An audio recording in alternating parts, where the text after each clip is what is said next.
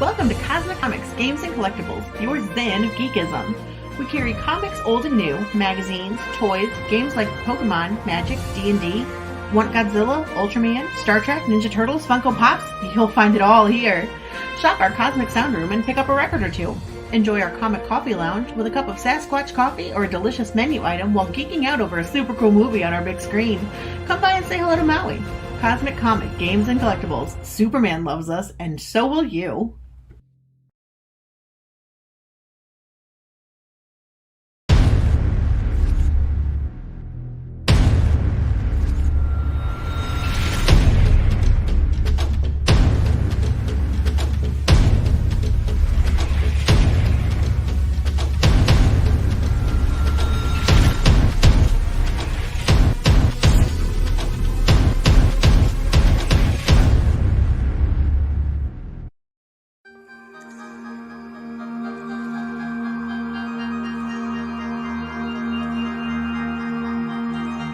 Hello, my name is Stella, and I am a space angel.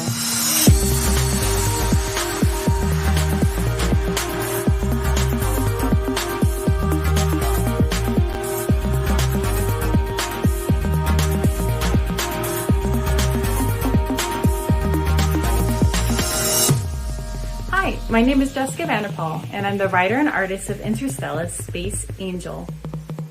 Meet Stella, the angelic being who takes care of the inner workings of space. Her life in space is nothing short of unique adventures and challenges that only being a space angel brings. But even with every star at her fingertips, Stella still wonders what life is like on Earth and how she can help bring the light of hope to a world in need. I believe that stories can powerfully impact people for the better, sparking new excitement, rekindling old dreams, and inspiring hope that so many people desperately need.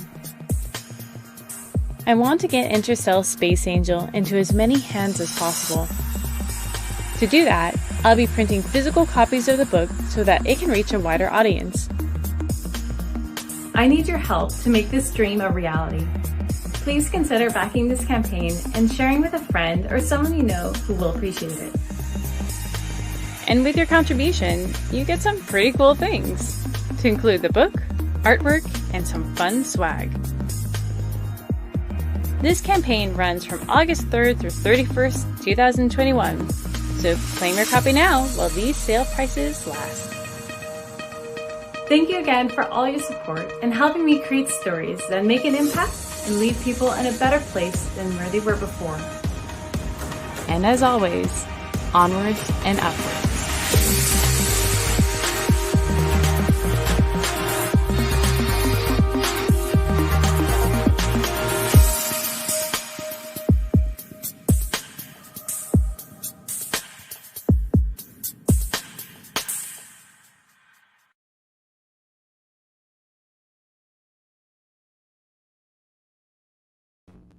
And that's the show. There's nothing more that I need to say to convince you that you should be picking up this book.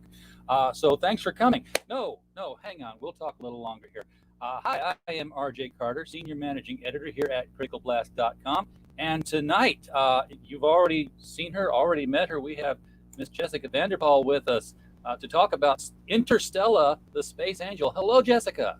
Hello, how are you tonight? I'm doing okay. Okay. I'm not going to say I'm doing well tonight because I would never lie to my listeners. But I'm alive, and I will continue to live.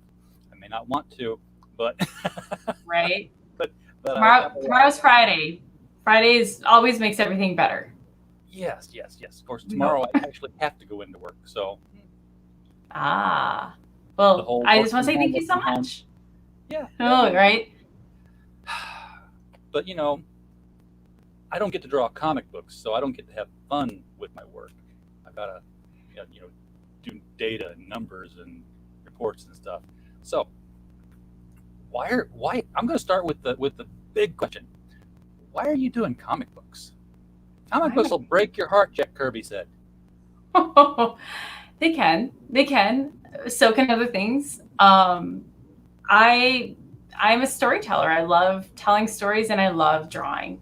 And I couldn't keep myself from making them, really. I guess I yeah, I've always loved drawing from a young age, always making stories from when I was a child. I've always had these stories I want to tell people, and I figured what better medium than comics and sequential storytelling. But why not?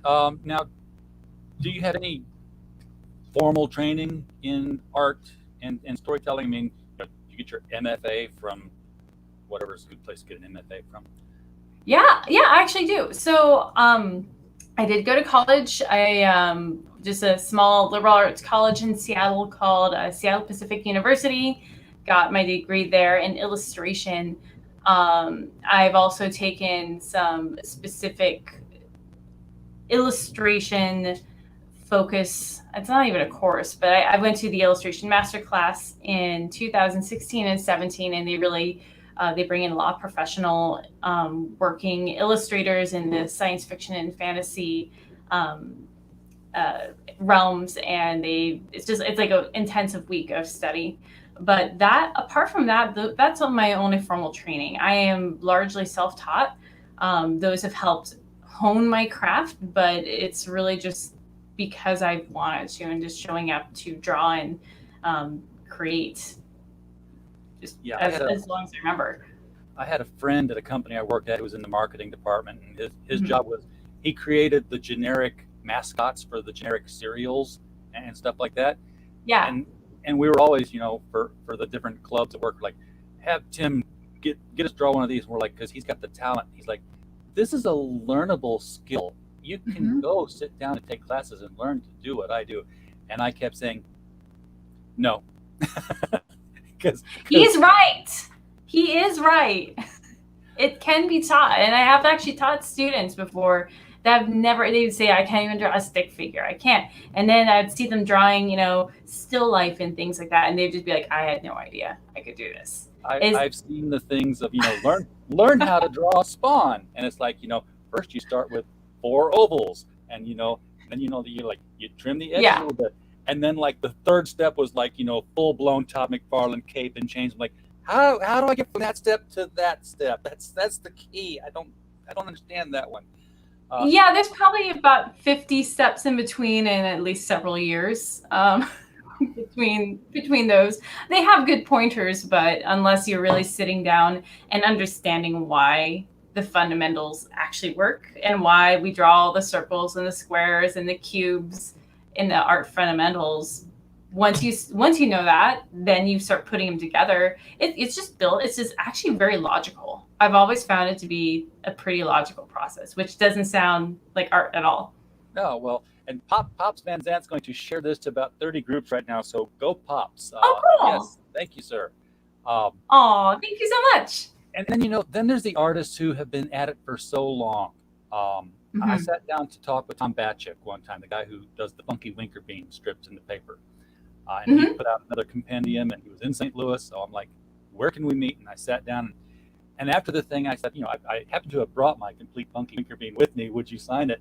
And he not only signed it, but he drew a big head sketch inside the front cover. And I'm like, wait, don't you need blue line and an oval? And he's like, I've been doing this so long that he just did it with Sharpie, and it was gorgeous. I was like, go Tom. Yeah, it's amazing. I mean, there are certain things. Yeah, he's right. If you practice with repetition, like anything, I mean, drawing and art is nothing different from just another muscle memory. You practice it enough, your brain. I can trace a 3/4 side of a face with my eyes closed because I've done it enough. Now, the really good artists like him are really able to do it well and with a Sharpie. But there are certain things, if you just practice them over again, it's just your brain's muscle memory, which is amazing. Now, do you have any characters? And I don't know how long you've been drawing Stella, but do you have any characters that you draw it now and you look back at when you first created it, and you see the evolution? I look back at old Jim Davis Garfields compared to today, and it's like it's it became the corporate Garfield symbol Uh-huh. versus this fat kind of roughly drawn cat that sat around the whole time. Yeah. Which is funny you mentioned that. I was actually looking at one of his books today. It's still some of my favorite books, having grown up, and I was looking at one of his newer ones from 1994 and realized like, he's a good artist. Like he knows his stuff. And now as an adult artist, I really appreciate that. To answer your question, oh yeah, I have all my sketchbooks. They're all lined up on my shelf since I think 8th grade, and or maybe actually younger, probably more like 6th grade. And it's really cool to pull those books off the shelf. And I'll remember often when I was thinking about when I made them and the struggles. Like I remember like I always struggled, drawing heads this way, or I couldn't figure out how to draw hands. And then I would see like something that worked really well. Or like a time when like the light bulb went off, and I just remember like it was that drawing I knew how to draw this certain thing. We have people who are making good money in comic books today, who have difficulty drawing hands. Hi, Michael Bancroft, how you doing? We kid him about it and he went off and made oodles of money on a crowdfunding campaign, but we made fun of his hand in one picture. Right. Yeah, no, hands are you either have a good day drawing hands or you're have an off day. I think hands are always something everyone struggles with.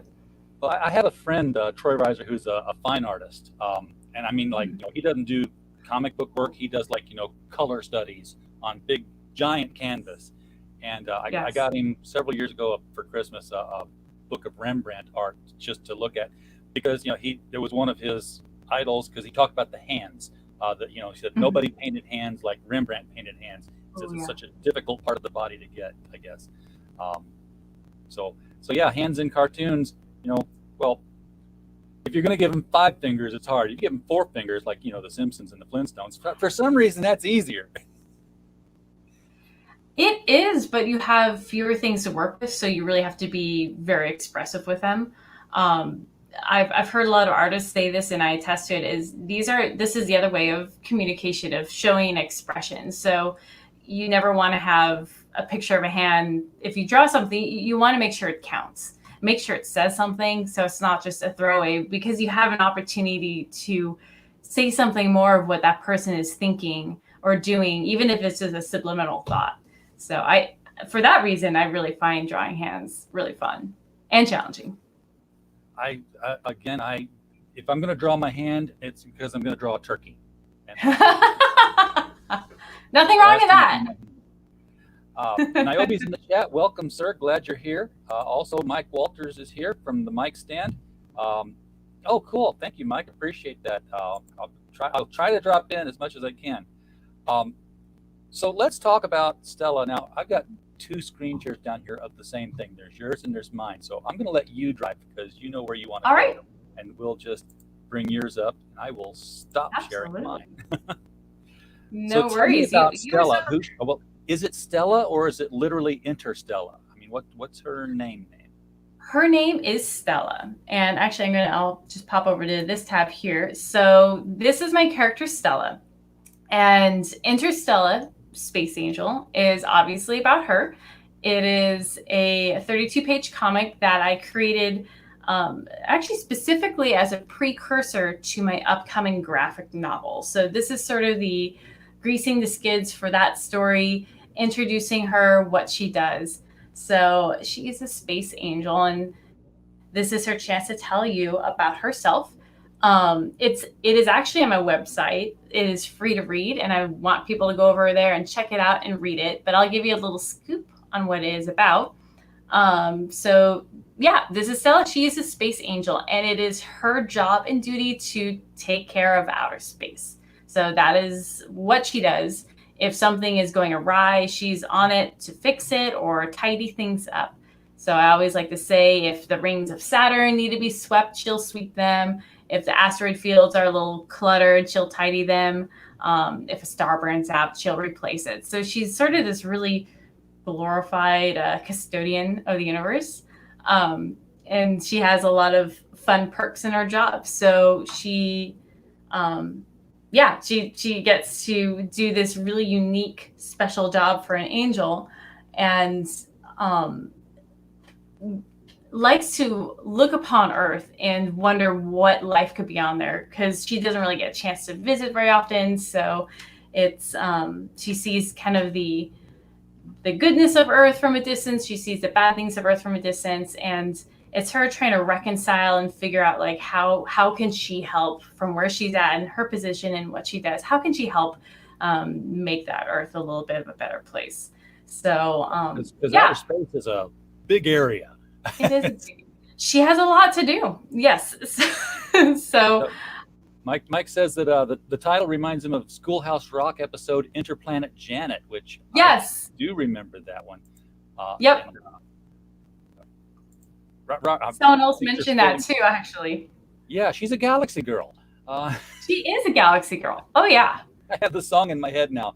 And Robert Roberts is here that yes, the art is outstanding, sir. That's one of the reasons why we were very Jessica on here.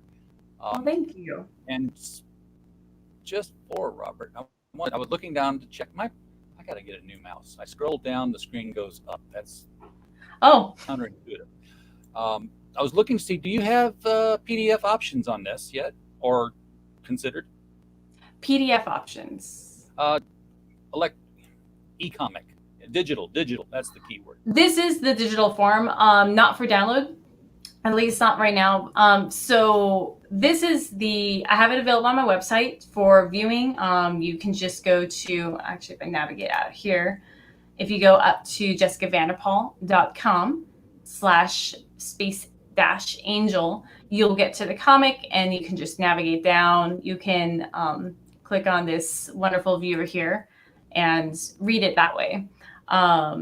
So that's what I have available now. And the reason I'm actually running my Indiegogo, which I can talk about in a minute here, is to get it printed, because it's wonderful having a digital comic, but it's, in my opinion, even better to have a physical version too.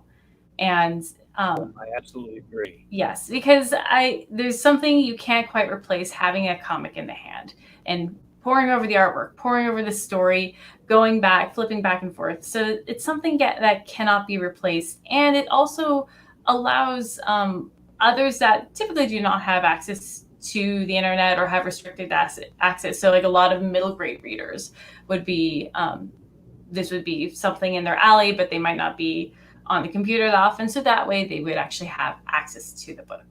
So yeah. Is my voice coming through okay to you on your end? Is it sounding choppy on my at all? Okay. Very little chop. I've had other people tell me that the microphone sounds good, but I'm having people in the chat say it sounds a little choppy. So if more than one person says it sounds choppy, it's me. If one person says it's choppy, it might be the internet download on your side. It could be. It could be. Not your side. Mike's side. He's the one. Oh, who's okay. A little choppy. Well, my internet's always hit or miss, so. Oh well, yeah, that's what it is. I can hear you just fine. It's a little bit clippy every now and then, but nothing garbled. Okay, so when did you come up with the idea of Stella, and was there an incident that pulled that light bulb trigger? Actually, yeah. So, thank you for asking. No one has actually ever asked me that question. Interstellar was born from actually my college senior show. So I graduated from Seattle Pacific University in 2011, and I had a solo senior show, which was a little stupidly ambitious for me at the time, thinking I can do a senior show. I can fill up a whole gallery, realizing that every comic page is only like this big. And I had a whole gallery space to fill. And my vision was to create a 3-part story that you can walk into the gallery and actually kind of feel like you're a part, like inside the book, where you can see the panels and walk through and read the comic that is staged around the wall at varying heights and sizes, so to emphasize different points. And so this was actually art. Say again? So still sequential art, but you're walking through it instead of flipping pages. Exactly. Yep. Which is still, I love the concept, and I love to do more with that in the future. So it was just the comic pages. So there wasn't the panels popping out or anything, although that would probably be the next step I do. So this was one of the 3 stories. The idea was to have 3 interlocking stories that each story tied into the next one, and it kind of can form this continual loop. Pretty ambitious, more or less pulled it off, kind of. I had one really good complete story, and then the other 2 were sort of the showcasing the work in project process. But this was one of those stories, and it actually started out pretty differently. It started out as without going into very like all the details, sort of about a date in space. The idea was like, what if you could go on a date in space? How cool would that be to like, go on the moon and have a picnic, or skate around the rings of Saturn, or just explore in this sort of, whimsical manner. And which was inspired by the song Train Drops of Jupiter. So my boyfriend, now husband at the time, he had played that song for me when we were dating, and it just left an impression on me. And I always thought like that the lyrics of the song where you can like walk across the Milky Way, that really was the start of all of this. And it just kind of never left me since then. I love that song. I hadn't tied that to this character, but now I can't not. So Right, exactly. So just kind of left So- that in my brain. So what's the? I know we get an introduction to Stella through all of this, and what her duties are and what she does. Is there? And this is again coming from the years of reading comic book side of the house. Is there drama? I guess to say is there something to? How the hero of a story has something they've got to do, and there's everything that's trying to stop them from accomplishing that one thing. And it's the struggle and the triumph. Is there that kind of storytelling in here, or is it more along the lines of, oh, there's an asteroid out of place, I better go wrestle it back in? She does that too. Yes, there is. This, like I said, this is a shorter story that I've treated more as as an introduction to the graphic novel. So that definitely has a really full and in-depth story arc.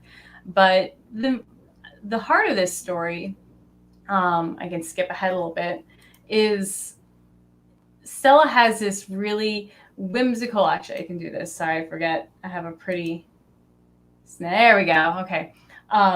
So she has this amazing job. She really enjoys it. She struggles because she wants to know what life is like on Earth, kind of like I mentioned before. And so she sees, it's not your traditional story arc, but she does see a lot of Earth from above. She sees both the good stuff, and she also sees the bad stuff as well. So there's a lot of things that she sees, amazing things from a distance, and all these fascinating things about Earth. And it's amazing. And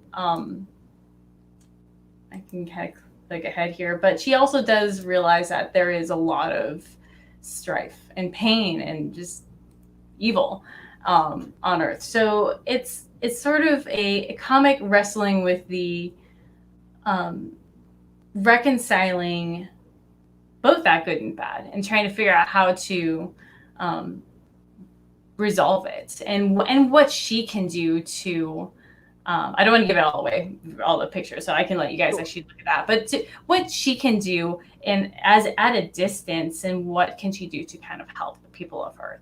So it's a kind of a smaller storyline. Again, it's a shorter comic, but that's again paving the way for the story that is to come in the graphic novel. Robert says a fantastic comic, so much going on below the surface. A lot I could guess at, but the story raises all sorts of questions and implies answers.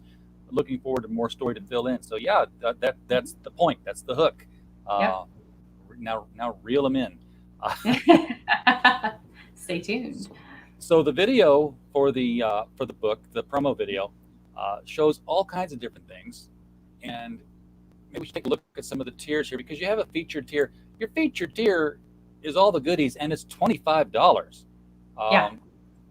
You obviously have no idea how to crowdfund yet, Jessica.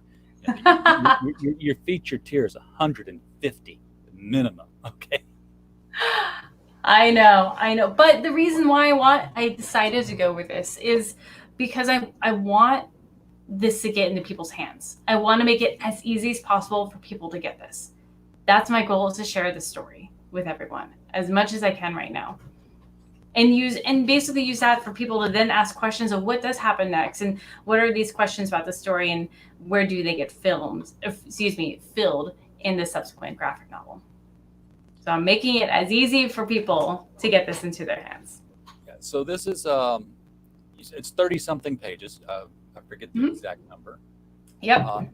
And the featured tier, you're getting that book. You're getting a magnet, which is sort of like the 2x3 rectangular magnet. Is that a hard magnet? Or is that one of the die floppy? cut? It's a floppy one, but it's going to be die cut. Oh, it's going to be die cut. Okay. I was There looking you at the little image. Oh, so I thought that was the sticker. Okay. No, I decided to do a magnet. I was going back and forth between a sticker and a magnet. Stickers are neat, but a magnet you can put in your fridge. So Absolutely. Yeah. Okay, so the square is the art card. That's the trading card. A lot of people do that. Yep. And that's going to bookmark, be so- a really nice piece of art. I really appreciate art on walls, but sometimes you don't have a lot of space for it. And I just figured it'd be nice to have something like a small 5x7, but a really richly detailed, beautifully printed. It will have some nice raised spot UV gloss on like the wings and on the stars and the glowy parts. The edge will have this nice little foil lining. So it's just it's supposed to be a nice little piece of art that you can put up. Oh yeah, and 5x7. That's no longer trading card. That's like postcard size. So Yeah. that's big. Yeah, and it's on a post, like a board. It's not like a floppy either. It's going to have more sturdiness to it. Yeah. like- Robert's asking if there's any relation, perhaps ironically, to Stella from A Streetcar Named Desire. I figured you just went for the pun, but only you know why you named her Stella. I wish I remember why I did. It popped into my brain one day. I was like, that's a good name. Maybe the only thing I could think of is I used to play a game called Castle Infinity, like way back in the day. Like, it's an old game. If anyone knows of that game, you get a cookie, because no one knows of that game. And one of the characters in that game was called Stella. So maybe it was just a subliminal thing that was there for many years. Well, Stella is literally Latin for star. So Yep. Stella, Stellis, Stellis, Stellos, Stellis. Yes, I can still do it. Yes. Nice. 2.5 years in high school of Latin. Wow. That's impressive. It's made me nothing. Except than impressive. you take Latin, then you can kind of figure out Italian and Spanish and Right. French. It's like, that looks like this word, so it's probably that word, because the Romance languages from when the Roman Empire took over, they didn't take over Germany, because Germany just makes no sense whatsoever for being so close to everything. It's like, I saw this video that was out. It was like, the different languages of right there in the middle of Europe, and it was like they had words like hospital, and they said, let's pronounce hospital, and the UK was like hospital, and Italian was hospital, and French was hospital. Here's the German guy, Krankenhausen. You just keep doing your thing if Yeah, it makes you happy. How did you put that? Never mind. I don't even want to know what the origin of your words were. They were probably formed around a rousing, like, drinking song or something. Yeah. Ambulance to Krankenwagen, and you've got very simple tiers, and that's not a shot. That's I like simple. You can get the book. Yes. You can get the book with stuff. You can get 2 books. You can get 2 books with 2 stuff. And then you've got the special one. That's you've got the Quasar level. Yes. Now, what do we got here? We get the book, the magnet, the bookmark, the art card, and a half-hour. A half-hour video called Art Critique. So this is a This is a mini master's class. It's at least talking to another artist, getting feedback, getting an objective pair of eyes on your art, some thoughts, some feedback. As you can tell, I love talking art and I love sharing what I've learned. So it's basically the Supernova, but with the half hour of a virtual video call. Art critique. And that's, or questions or tutor, whatever you kind of want to turn it into. The set of stuff is $25, so you're only paying another $25 for a session of getting your art looked at and getting some critiques. And that's from somebody who went to school for it, folks. I know. which that is why these are great sale prices during the campaign. So things, it's great prices while the campaign lasts. And if you are a retailer, yes, $60 for 10. Getting them into those hands. Jessica, we got to teach you how to do this. It's a smaller comic. I wouldn't do this with anything bigger. It's a standard size floppy, a little bit bigger than a standard size floppy too, because those are traditionally 22 pages. Now they've made them, like 33 pages, but it's 13 pages of ads and 20 pages of story. True. So, True. And I thought that was an exaggeration until I counted. I was like, oh no, it really was 13 pages of ads and $6 book. Yeah. So yes, yep.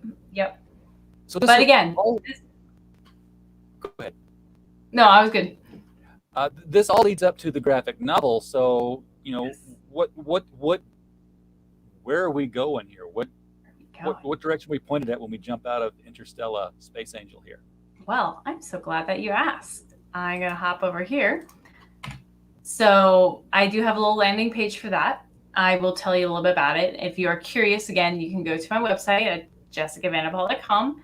And up here, we have Out of This World. So this is the main story of Interstellar, at least the first one. We'll kind of see how it goes from there. But Out of This World. So I introduced Stella, but you get to actually meet, and I'm not going to read this, but I'll tell you a bit about it. You get to meet Kyle. So this is actually a story really starting off with Kyle, who is a astronomy major. He's in college and he's studying, I think it was, astrophysics, aerospace engineering. He's just a smart kid. He's built like a replica of the Apollo spacesuit in the past. And he runs into this really unique person and finds out that her name is Stella, comes to learn that she is a space angel and doesn't really understand what that is or believe her because she has crash landed to Earth. She was protecting the Earth from a meteor, got hit by one, crash landed to Earth. Her wings broke, so she's stranded on Earth, which is sort of horrifying to her because she should be in space, but she's also extremely delighted because she's always wanted to really take some time to visit planet Earth. So it's your stranger visiting the, new person in town sort of story where she's just seeing everything kind of for the first time and just these, really, really all this sort of the funny, whimsical situations that she gets into. Yeah, very much so. Yep. But space. Yeah. Instead of coming from the ocean, she's coming from the sky. Exactly. Yes.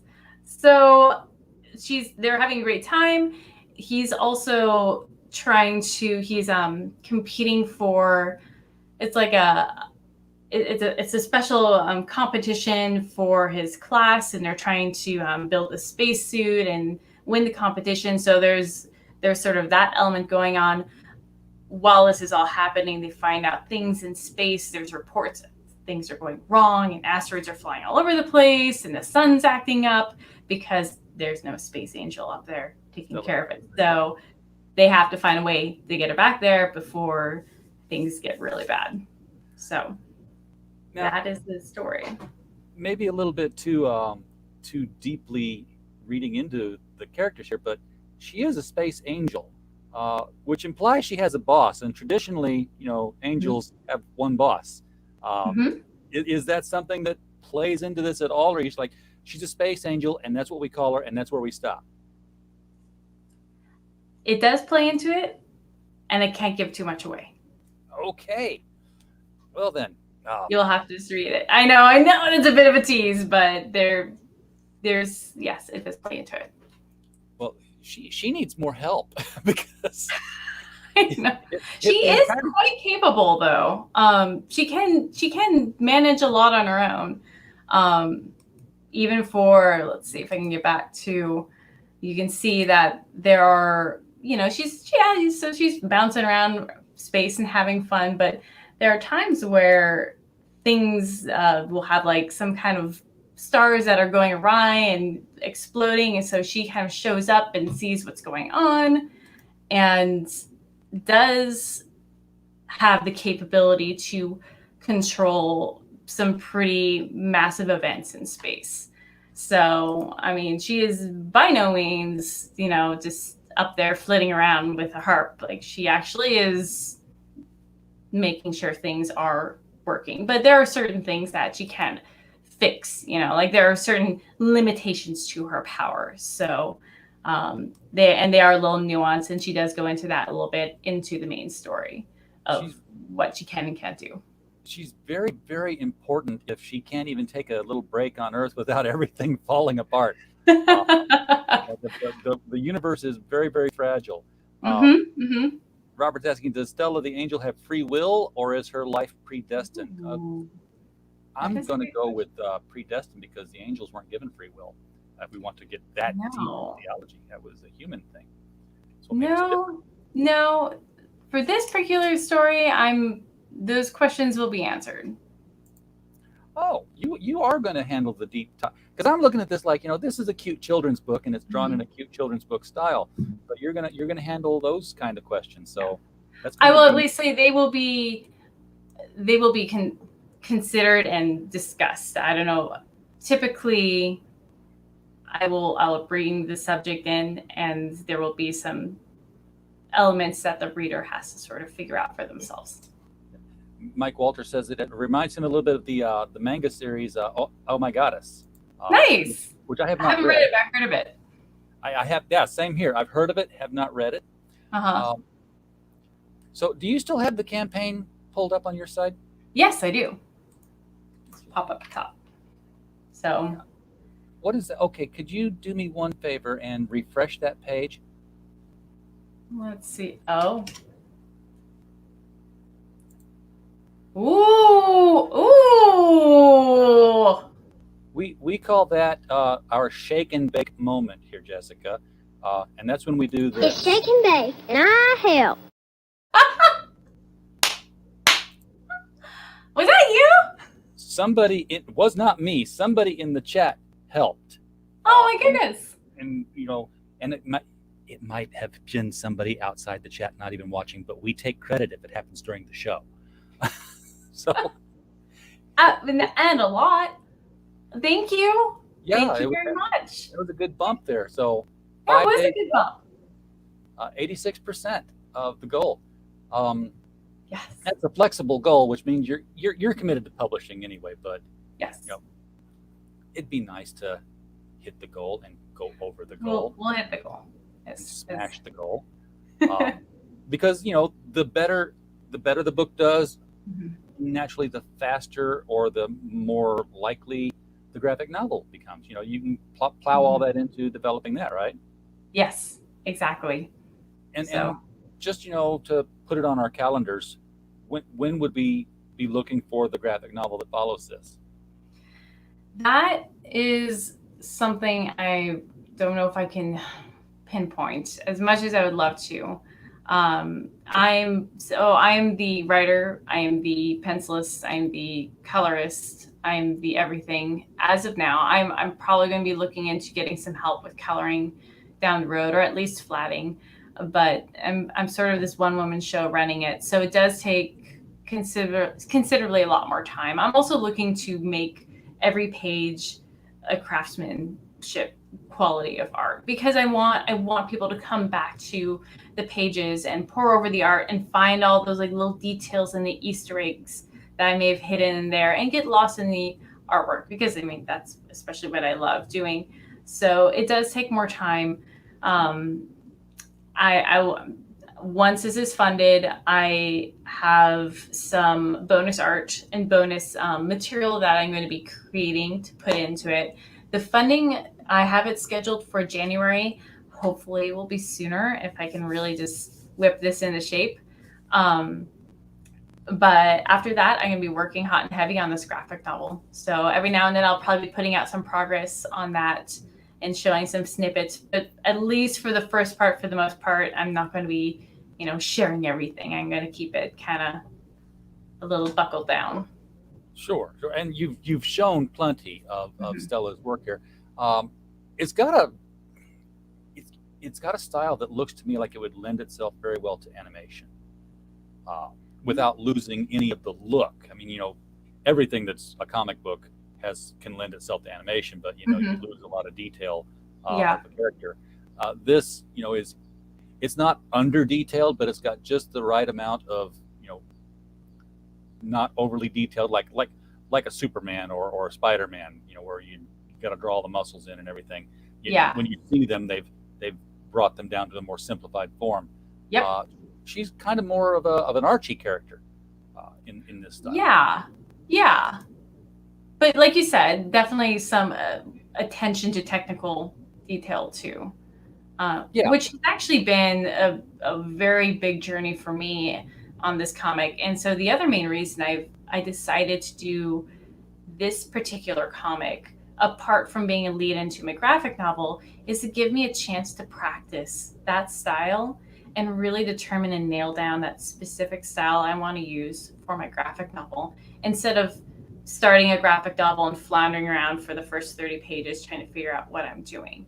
So this was sort of my proving grounds to myself to figure that out. And I'm finding I love detailed and technical drawings, but I am finding out that I can still hit that sweet spot of a good drawing that's not overly simplified. It still gives a lot of those wonderful details of wrinkles in clothing, all these things, but in more of an efficient and simplified manner. So it's interesting. And the whole reason I brought that up was, to ask if you had considered animation as a potential future outlet for Stella. We'll see how the graphic novel does first. Potentially.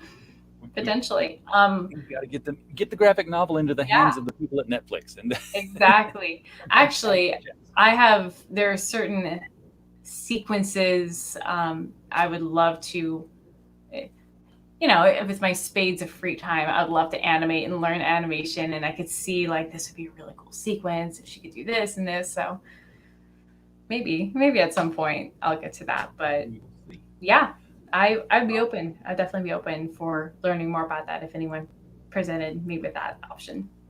So Stella is, you're going from here to the graphic novel after this. She is your sole focus, or do you have other ideas for other stories that need to be told? Yeah, I absolutely do. Which I feel like there's a fire lit under me to get this thing going through the pipeline. There are a lot of stories that I would love to tell.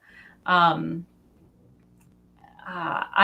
if anyone had a chance to look at my website, I also do other work as well. So I do children's book work. So I'm doing children's book stories kind of in between these stories right now. I figured that I wanted to get one of the more challenging projects out first, and so that's why I'm focusing on Interstella. But I have a love and a passion for children's books too, so I have a bunch of those that lined up that I'm trying to plot out the time when I can get those done.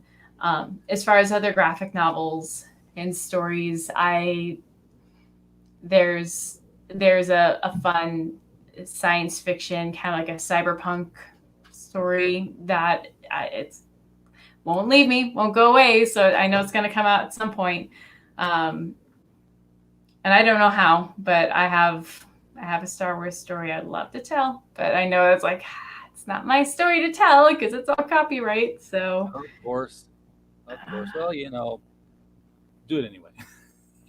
you know what? If I can't even do it for money, I'll still do it for the labor of love. But my style, I'm still building up my artistic resilience to be able to pull that off, because those subsequent stories are definitely going to be a lot more challenging. So this is a really good place for me to start and figure out what I'm doing and practice my skills so I can get to that point of pulling off what I want to do. Now, you mentioned you've done illustration for children's books, so you got the picture book experience, and this is a comic book. Was there difficulty in transition from going to because they're both words and pictures, but with the comic book, the pictures are sequential, and you tell the action by what changed between the two pictures. You do that with a children's book, but it's like an entire scene may have changed from one to the other. Mm-hmm. You still there? I'm still here.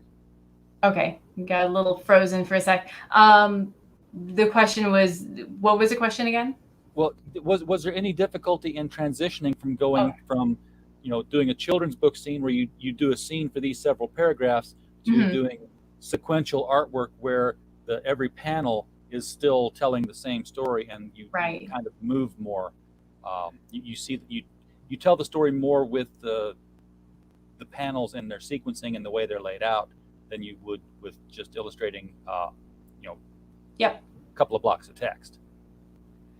They're not, in my opinion, not as different from each other, at least for the way I treat them. And it depends on the children's story that I'm telling. I've told some stories that are more comic-like, and then other ones that are just a page and then the text on the side as well. For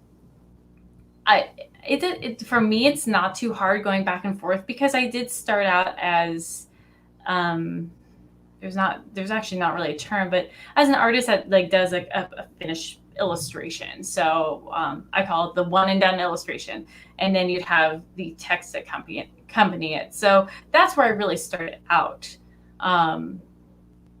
So, and again, as a writer and artist for both children's books and this, I easily know when there needs to be words and when there does not have to be words.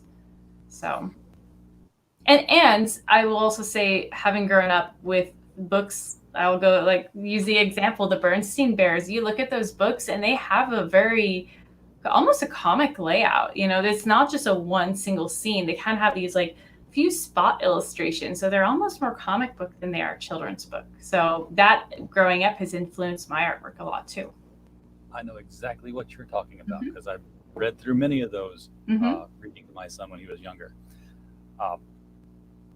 So yeah, you are a Star Wars fan. You did a lot of Star Wars pictures for Inktober. Yes. That was last year's. I didn't pull them up, but do you have varied styles, or is it like, if you draw a picture and somebody walks up and sees it, oh, that's one of Jessica's, they would be able to identify it based on your style? Or can you say, oh, they'll never guess this was me because it's much darker? I will say I can tell more and more these days my style tends to have a certain flavor to it. And I think that tends to be, for most artists, is you can usually tell that they kind of have that leaning towards this has to be their artwork. So even with my Star Wars style, it definitely has that hand stroke to it. I think. Yeah, I do sometimes vary the different styles. I'm trying to think of specific examples. If I do, I also paint. So if I do watercolor pieces, they'll take on a little bit of a different style, maybe a little bit more realism, and less really heavy outlined. But I can usually tell with the eyes of a character, and so not every time do I have something that is I'm trying to find a consistency in creating a character is really tricky to keep a character looking consistent. But the more comfortable I become in my craft, I usually can tell by the eyes that, if something looks off, it's usually because the eyes that I've drawn are not quite right. And I've started to see the crossover even in like characters like Stella or anything else I draw, and I'll see them in my children's book work too. I draw a lot of cats, and they kind of have this sameness about it. Or I think it's just sort of my signature drawing. So more as I become more comfortable, I see more of a consistency. But it's up to the viewer. Since you've already mentioned the book itself is available on your website, you can be viewed. That's every single page, or is that like several pages? That is every single page of this story. So the book's done. Yes, this book is done. It's 32 pages of just the Interstellar Space Angel. So yes. So your January 22 date, Mm-hmm. I would guess, is very conservative. It is conservative, but I'm also creating additional bonus content that is exclusive to the printed book. So I actually am working on a short story comic within this that will be included at the end. I'm creating some additional artwork that's not been put on my website. So that's what will be exclusive to the printed book. So giving myself some time with that, giving myself just a little more time to make sure I can fulfill this correctly and ship it out. The last thing I want to do is tell someone that it'll be done ahead of time and then have to tell people like, actually, it's going to be longer. Oh yeah. So I'm hoping it'll be done sooner. Now we I didn't scroll down all the way. I was all looking at the stuff on the right-hand side column, but you have a special referral perk. Yeah, I do. I'll scroll down my side here. Yeah, way down. So this is, I'm trying to get people to share the good news, and refer friends. And so it's technically not a perk because it can't be bought, but whenever you refer friends, and there's a specific way of referring people, as probably many of you know, with Indiegogo, you have to be logged into an account, an Indiegogo, and you use your specific shared link. But if someone actually uses that link and signs up, you get a referral credit, and you'll get a little 4x6 piece of art drawn by me. That's the first time I've seen somebody actually use the referral function on there. I mean, I've known it existed Mm-hmm. because it tells me, referrals that I've seen go through, but Mm-hmm. I was like, so all those referrals and a dime will get me nothing. Yeah. Well, and that's I was like, I'm working hard to try and get the work out, and why not give a perk or a benefit to someone who's also going to work hard to get that work out, the news out for me too. Well, speaking of that referral link, folks, if you are watching stream and haven't backed yet, or if you're watching this on the replay, the link right below this video will take you to the Indiegogo, and yeah, it's my referral link code. So Oh, you sly. I always do that. Again, just for me, it's a metric to see, Yeah. what am I doing? Am I reaching? Am I helping? Am I doing anything at all here? But now I want a card. So help me get a card, folks. Click on that link and go out there and back this book. I'd love to draw you one. Is there anything more about Interstellar we should know about before we sign off for the evening here? Well, again, just thank you for having me here. As you've seen in the video, and I'll pop back up to the top here, this story means a lot to me, and I'm thrilled to be able to share this with people because I really believe that it gives people a chance to walk away a little bit better than where they were before. I think it's a really unique opportunity to share with middle school or middle grade readers, for kids, for a different role model that they could look up to learn even a little bit about space. In certain panels, I'll really just talk about astronomy and how amazing it is. And as we are this generation that's, coming up here, we're looking at things like going to Mars. We're looking at some pretty fantastic things related to space and astronomy. And oftentimes I'll credit Star Wars for getting me excited about astronomy and space. And so if someone can pick this book up and get a little more excited about learning something new or envisioning something that's unexplored yet, but is out there that they can be a part of to learn and be a part of that exploration. And meanwhile, understanding that we all have we experience the good in life, we experience the mundane, and we struggle with the hard questions. I mean, I'll let you scroll to the bottom. Whoever's looking at the campaign, if you scroll to the bottom, I talk about just it's just a little slice of life, and we're all trying to figure out, where is this going and where are we going, and all working with these questions and realizing that there is still a little bit of hope present. And I hope that this comic can present that to whoever wants to read it. Well, I cannot wait to see it myself. It's a unique book. It's not like, it stands out, and I think that's why people are starting to get behind it. I don't know where you've been the last 55 days or 25 days. Was this a 60-day campaign, or It's a 30-day campaign. so you can still extend by another 30? And okay, so I can, but I am maintaining the date for the 31st. I have a lot of projects coming up in September, and if I want to make sure I do get this fulfilled on time, I got to really pour my energy into that. But I'm thrilled to see where we are, even in 30 days. well, you've got supporters in the chat. Pops shared it everywhere. Yes, it's 652 from funded. Let's go, people, and get this done. Pops, we got $100 closer tonight. So thank you for getting people in to watch and Thank check you. it out. Thank you. Yes, you can tell she's a professional artist, and he likes your female Han Solo self-portrait. I guess that is a bit of a product. I don't mean to make it self-portrait, but maybe it comes through a bit sometimes. Always good to have a good blaster by your side when you're drawing Star Wars pictures. Absolutely. All right, The most fun. Jessica, thank you so much for bringing Interstellar to us tonight and showing it to our viewers. I would say best of luck, but you don't need luck. You're selling this thing just fine. And again, folks, the link to the campaign is right below this video in the chat. Click it, send it out. I'm not going to ask you to like my video. If you don't like it, that's fine. But Like his video, people. Like it. I will ask you to share I it. can't ask. Yeah, you can do that. Thank you.